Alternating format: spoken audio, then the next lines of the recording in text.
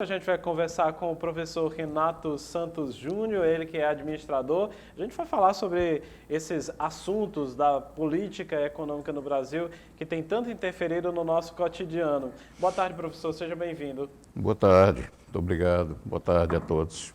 Professor, nós estamos atravessando aí uma tempestade, inflação, dólar alto, combustível caríssimo, desemprego, aí sem falar nesses refluxos da pandemia. Na sua visão, que é um estudioso, observador apurado, o que está por trás de tudo isso? Na realidade, a nossa economia está bagunçada. Esse é o termo bem simples para dizer como ela se encontra. Uma série de fatores contribuíram para isso, né? O país, antes da pandemia, ele vinha já esboçando uma reação, né? Um crescimento muito pequeno, mas tinha saído daquela expectativa de continuar na queda. Aí veio a pandemia mexeu estupidamente com tudo, certo? Ficou a disputa entre ficar em casa e trabalhar, certo? Não chegaram a um consenso sobre aquilo e gerou, consequentemente, uma briga entre governante federal e seu segmento e a maior parcela dos governantes estaduais. São Paulo era a principal oposição ao governo central. Porém, logo depois, outros foram também aderindo lá ao posicionamento de São Paulo, a que São Paulo estava fazendo. E essa bola só cresceu. O presidente da República é um homem que não tem o equilíbrio suficiente para enfrentar a situação que se apresentou. Podia até ter equilíbrio para conduzir numa situação normal, mas a situação era anormal, não só para o Brasil, mas para o mundo todo.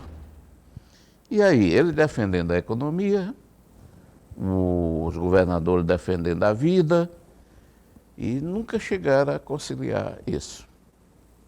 E foram para os extremos. Resultado: muito do que acontece na economia brasileira, e não apenas na brasileira, é consequência, né, da pandemia. O mundo todo passou por esse problema. Mas o senhor acredita que aqui no Brasil também esse ainda é o problema principal? O senhor falou, né? Antes a economia já vinha esboçando aí alguma reação, mas depois da pandemia, ao seu ver, é que realmente tudo se desarticula. O fator pandemia, ele foi um ponto de partida, mas conseguiu outros fatores adeptos, né? E, por exemplo, a própria governança, a nível de governo federal, está escangalhada. Ninguém se entende, problema com ministros, problema com familiares do presidente, né? A classe política ávida pela oportunidade de tirar proveito, as reformas paradas, precisando serem tocadas, né? Corrupção já aqui e ali. A área da saúde é notório aí, houve muita exploração, realmente, mas tem lá um fundo de verdade. E resultado de tudo isso é que um ano e alguns meses após o início, nós estamos aí colhendo, né, aquilo que não gostaríamos de colher. Frutos bastante amargos e também negativos. Com certeza, por exemplo, a inflação. acelerando cada vez mais, né? Hoje mesmo eu vi o fechamento do IPCA aí de outubro, nós vamos, no ano, não é no atual ano, mas de 12 meses para cá, nós vamos com 10,65%. Isso é muito, né? Os juros que estavam com taxas bem reduzidas já estão lá para 7,75%, a taxa básica, né? E já em dezembro, na próxima reunião do Copom, possivelmente a elevação seja superior a 1,5 ponto, como foi agora em outubro. Sem falar numa das questões mais penosas para a população e que tem um efeito muito prático e que a população entende muito bem, que é o preço do combustível agora. O Brasil sempre tem defendido essa independência, essa autonomia nacional, mas fica sempre a uma política atrelada à cotação do dólar, e isso tem acabado gerando um sofrimento muito grande para a população, com gasolina chegando aqui no estado do Piauí a R$ 7,29. Exatamente. Veja só, o combustível, o petróleo em si e seus derivados, ele necessariamente tem que acompanhar o preço mundial.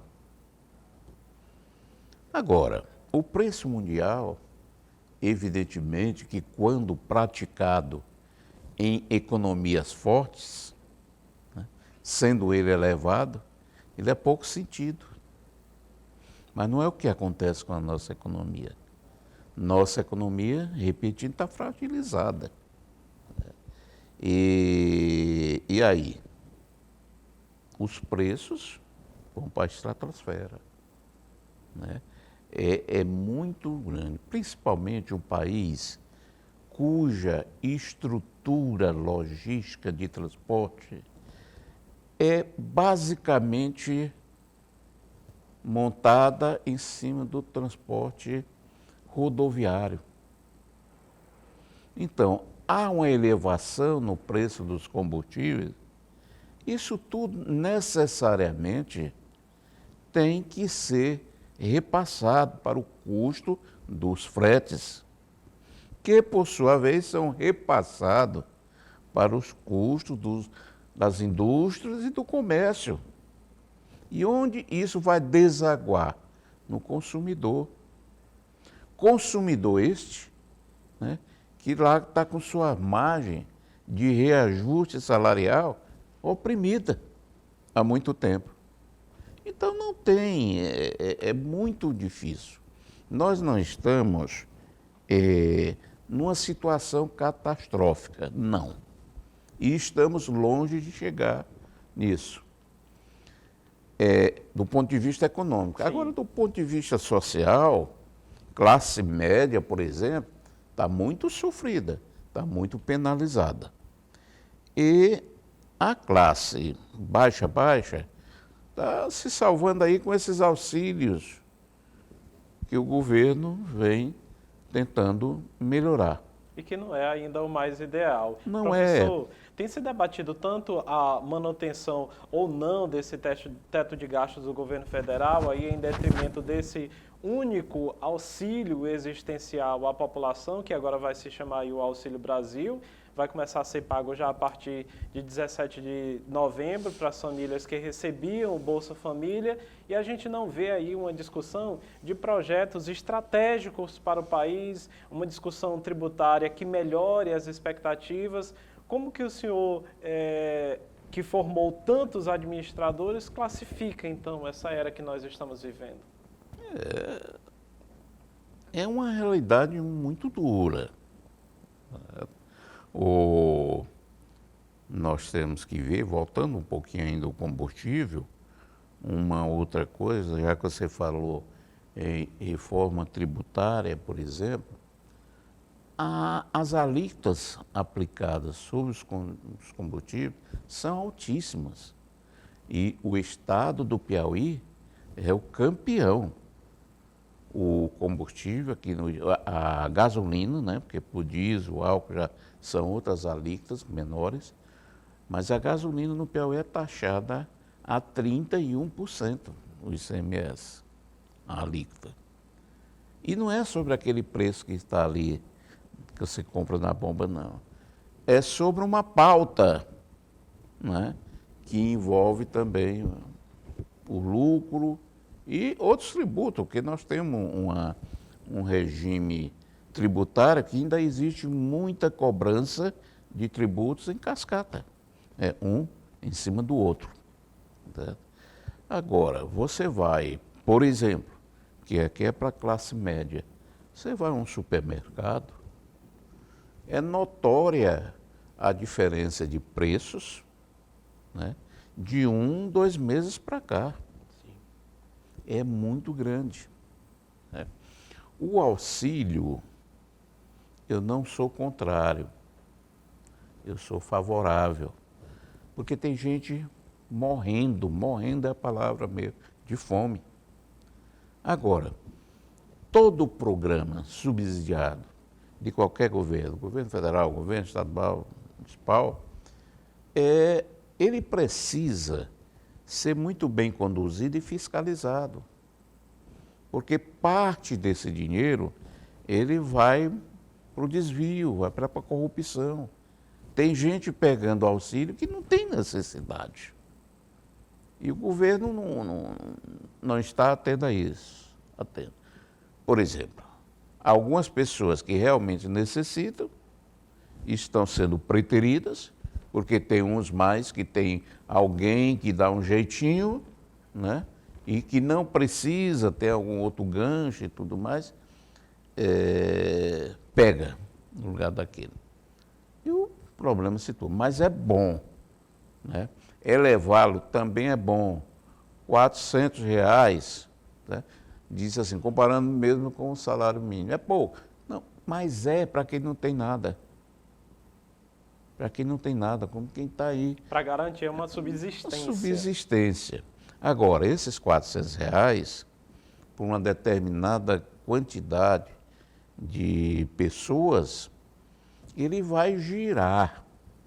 Vai girar onde? Na própria economia. Isto é, ele fortalece, de alguma maneira, a própria economia que está combalida. A inflação, nós estamos vivendo uma inflação atípica, porque a inflação geralmente acontece quando há uma grande demanda por produtos, não é? Então o produto está escasseando, o mercado começa a elevar o preço. Não é o que acontece no momento. Tem muita gente que não está conseguindo comprar nada, ou comprando muito pouco. Então não se pode atribuir isso a excesso de demanda. Agora, professor, é uma questão sempre muito dicotômica essa nossa economia que nós estamos vivendo. Os governos, a mídia empresarial, eles têm aí festejado os números do agronegócio, enquanto essa população que é mais pobre, que está empobrecida agora nesse momento, cata lixo para comer, né, e para sobreviver.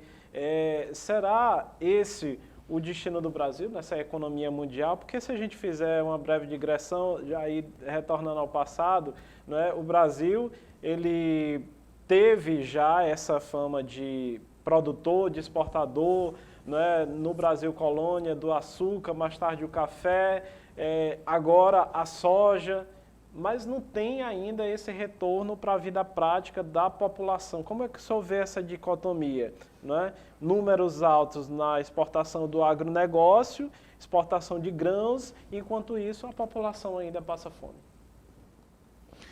Perfeitamente. Isso é a realidade. O fato é que nós, Brasil, é exportador de commodities. Se você puxar e analisar os valores, os números da exportação de produtos manufaturados, não é coisa de nada.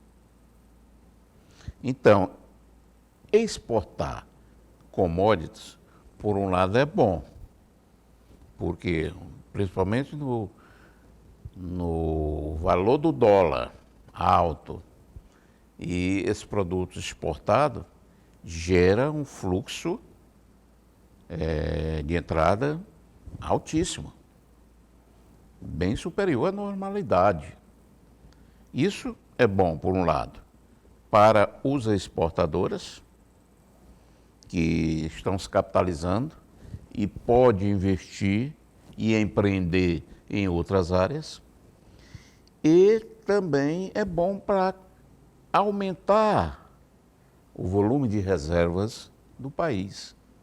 O país hoje, o país não quebra, na realidade, porque nós temos reservas aí na ordem de 350, 400 bilhões de dólares. Né? A Argentina, bem ali, está quebrando. Por quê? Porque não tem reservas.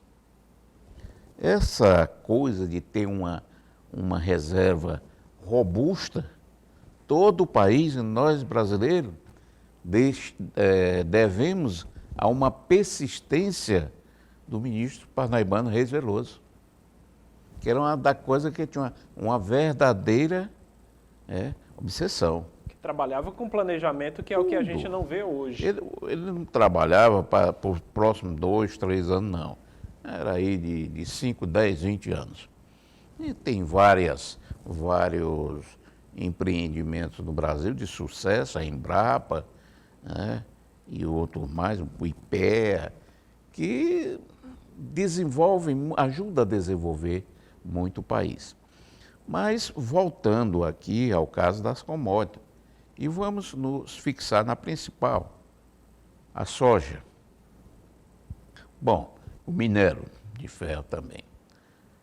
Principal importador, é a China. Acontece um problema na China, olha lá, o que vai acontecer aqui? Essas importações delas vão diminuir. Dependendo do tamanho do problema, pode diminuir pouco, mais ou menos, ou muito. E aí, de uma hora para outra, esse segmento se vê aí em dificuldade, porque já tem toda uma estrutura para exportar os volumes que já exportam, né? E pouca coisa mais na frente. Esse é um risco. O outro problema que é questionável, outra situação que é questionável, é a necessidade de ampliação dos campos de cultivo. E aí entra o desmatamento, que é uma loucura neste país também. Tá? Mas o Brasil não é o país que mais desmata comparado a seu total de área verde. Tem outros países aí que fazem absurdos, né? Não tem o tamanho de área verde que o Brasil tem e já estão com suas florestas praticamente destruídas.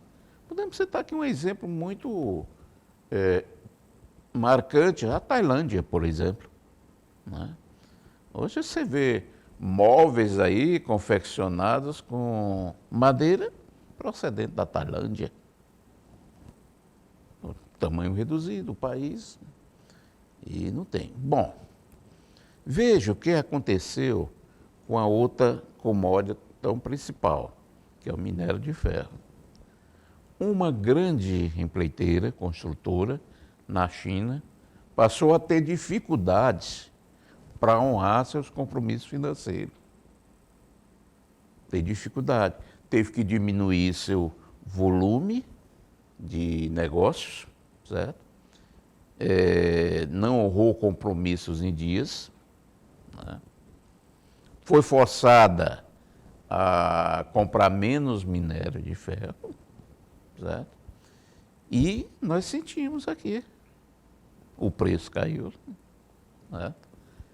Porque também nós não estamos exportando para vários países, numa proporção semelhante. Nós temos aqui a China lá em cima e os outros que nos importam estão bem mais embaixo.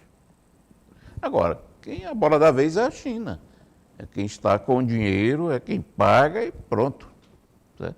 Mas acontece uma gripe forte lá, assim como uma construtora, certo? Como aconteceu, traz dificuldade para nós. E nós não podemos ficar à mercê disso. Já a soja e outras commodities alimentícias é mais difícil, porque tem muita gente na China e esse pessoal precisa comer. Certo?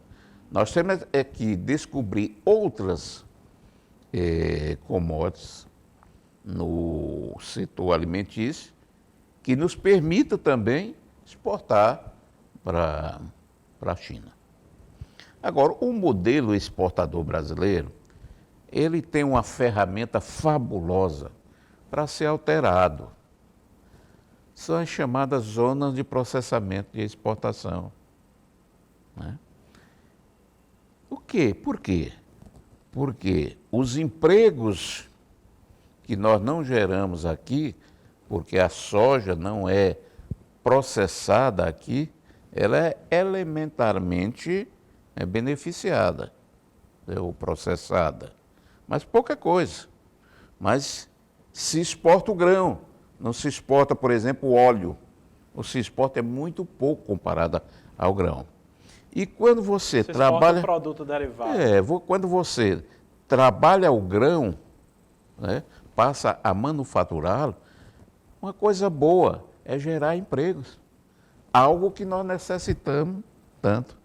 Então, quando nós exportamos na categoria de commodity, nós estamos exportando emprego. Os empregos estão sendo criados lá na China. Agora, a China, principalmente, que é o grande, é quem sustenta o país aqui, ela também tem suas restrições. Ela quer comprar o grão e não o óleo, porque ela tem que empregar o pessoal dela também, tem muita gente lá. Professor, essa conversa é sempre muito interessante, porque são diversos fatores aí que passam a interferir e que vêm carrear justamente nessa nossa prática, no dia a dia, né? Na economia da dona de casa, do pai de família. O senhor mesmo falou agora aí por que o Brasil não quebrava, né? Segundo o senhor, essa reserva que o Brasil tem ainda vem sustentando o país. Mas no começo do ano, o presidente da República ele disse que o Brasil estava quebrado, que ele mesmo, Bolsonaro, não consegue fazer nada e que uma parte considerável dos trabalhadores brasileiros, ele disse, não está preparado também para fazer nada. E aí sobrou, portanto, para o bolso dos trabalhadores. A culpa do caos é dos brasileiros? Como que nós, enquanto cidadãos comuns, nós poderíamos, né, nos comportar nesse processo, fazendo a nossa parte? Que dicas o senhor daria, tanto para as pessoas físicas, quanto também para os empresários? Muito bem. Eu entendo o seguinte, o presidente, quando diz que o Brasil está quebrado, ele está aí tirando a situação do Brasil pela situação do governo. São duas coisas distintas. Não é? O país não está quebrado. O governo está. Agora, por que o governo está quebrado? Porque toma decisões inadequadas. Age de uma forma que não devia agir. Não faz o dever de casa. Existe muita corrupção. Muita corrupção. A situação fica tão difícil para um presidente que ele é forçado, intimamente, a falar essas asneiras. Né? Porque o executivo, ele é o foco das atenções para quem procura ambientes corruptos, corrupção lá dentro. Mas tem outros, né? Nós temos aí um legislativo e um judiciário, são outros poderes. Né? Então a corrupção não é apenas no executivo, é no sistema de poder. Uns mais e outros menos. Não aquela corrupção de meter a mão e trazer o dinheiro e colocar no bolso. Mas a forma de corrupção dos salários extorsivos, das regalias absurdas, das benesses que existe tanto em um como no outro poder. Existe no executivo também. Os salários são excelentes, mas não é somente aquilo. Tem um penduricalho de outros custos, né, decorrente do fato de ter um salário que por vocês é decorrente de um fato de trabalhar nesse poder. A classe política brasileira, eu considero como a grande responsável por muito de ruim que está acontecendo e que já aconteceu, não é de hoje, né? Isso aí vem aumentando. Nós temos visto renovação de pessoas, Congresso Nacional, que parece que já vem vacinado com a coisa da corrupção. Eles gostam muito de tirar proveito em tudo. São adeptos, torcedores ferrenhos daquilo que se falava popularmente no Brasil de lei de Gesso. Tirar vantagem em tudo. E isso é lamentável, isso não pode existir.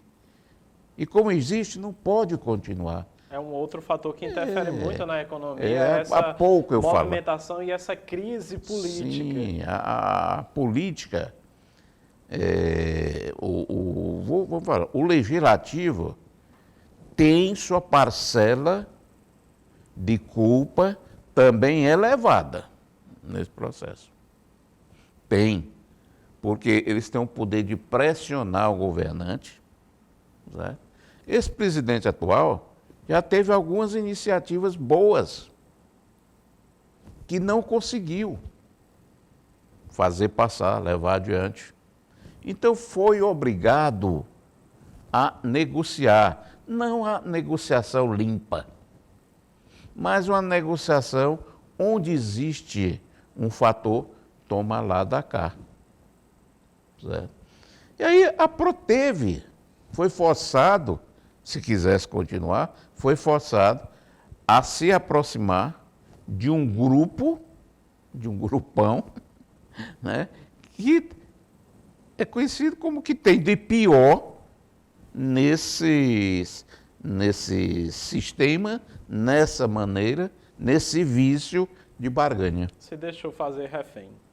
Exatamente. Professor, o que o senhor acredita que vai aí resultar nessa fase de polarização política que aí a gente atravessa?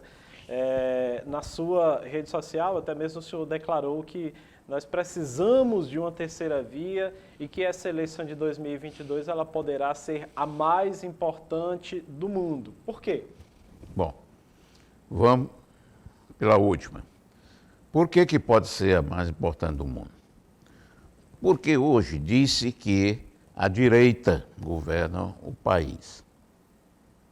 Na realidade, nós não temos a direita e a esquerda a maneira de falar.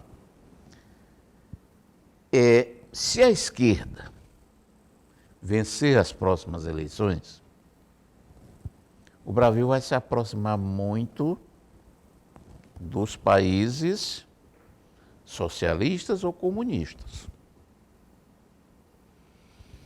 E pela natureza do brasileiro, eu assim entendo, ele não tem jeito, não é da índole dele ser comunista. Tem um grupo de comunistas, isso, aquilo, outro. E aí quem vai mandar nesse país aqui, tem dois fortes, um bem mais do que o outro. Rússia, mas China que está com a moeda na mão. Entendeu? Encabeçando Não é à o grupo toa dos que eles estão poderosos comprando com grandes áreas por aqui, isso, aquilo, outro, aí vem um grupo. Né? Nós já temos setores da economia que estão totalmente na mão dos chineses. Esse de tecnologia da informação, por exemplo, está tudo com eles. Aqueles que fabricam tudo mais. Se falar em chip, a indústria brasileira, em decorrência da pandemia, né, não trabalha com grandes estoques e não deve se trabalhar com grandes estoques. A maneira mais adequada de se trabalhar, se possível, se tiver estrutura e capacidade para tal, é no sistema just in time, no tempo certo. Então não se faz grandes estoques. Mas os que fabricam os chips, por exemplo, e o maior produtor, os maiores produtores estão lá na China, não tiveram capacidade, por uma razão qualquer, falta de matéria-prima, lá o que for, não tiveram capaz de produzir o que o mercado mundial precisa. Então, os carros hoje cada vez mais chipados. Né? Tudo. TV, celular, isso, aquilo outro. Está faltando carro no mercado. Você quer um determinado modelo, você tem que esperar 5, 6 meses. Porque não tem pronta entrega. Não tem. Um determinado tipo de motos está faltando para algumas fábricas e tudo mais. Tem dificuldade. Você tem que entrar numa lista de espera. Então, o Brasil hoje também não está com uma conversa muito afinada com os Estados Unidos. A conversa afinada não é a conversa de dependência um do outro. É uma conversa que seja boa para os dois. Aquela conversa que o presidente do Brasil tinha com o Trump não era a melhor. Né? Os americanos não têm nada de bobo. Não é à toa que eles têm a maior economia do mundo. A sua moeda serve de lastro para a moeda de inúmeros países. Né? Não é o iene chinês, não. Tá? Mas a China tem um conhecimento, principalmente nessa área da tecnologia, da informática, da informação, superior aos americanos. E já nivelou em automóveis, em veículos. Né? Ou a China, ou a Coreia. A Coreia do Sul hoje é um dos grandes exportadores de automóveis e veículos médios, leves e médios. Bom, então é isso quanto o final da sua pergunta. O início, em que se diz que é necessário uma terceira via, o que é essa terceira via? Um governo, um presidente, uma estrutura governamental que tenha capacidade e habilidade de dialogar com todos os segmentos. Segmento político, segmento empresarial e segmento social, dentro do qual existe inúmeros subsegmentos. O senhor viu alguma figura que congregue essas características? Olha, não, foi por isso que eu disse, nós precisamos de uma terceira via e está difícil. Nós temos, por exemplo, pessoas pleiteando, ou com pré-candidatura, que acho que nem lançaram a pré ainda, mas estão aí se enfeitando para serem candidatos. Nós temos uma pessoa, por exemplo, muito inteligente, preparado para conduzir este país. Mas com um pavio curto que não vai lhe permitir o diálogo necessário com todas esses segmentos, de um lado e do outro e do centro. A não ser que haja uma transformação repentina e tudo mais. Eu não acredito. Né? Por outro lado, temos